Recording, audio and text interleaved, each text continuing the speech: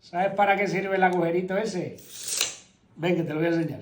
Pues te sorprenderá, pero ese agujerito nos va a servir para trazar arcos y circunferencias. Lo que vamos a hacer es que vamos a poner un tornillito en el centro de nuestra circunferencia. Para ese tornillo nos va a valer de eje con ese agujerito. Lo ponemos ahí y ya nos bascula ahí directamente. Y ya pues nos trazamos la circunferencia con esto.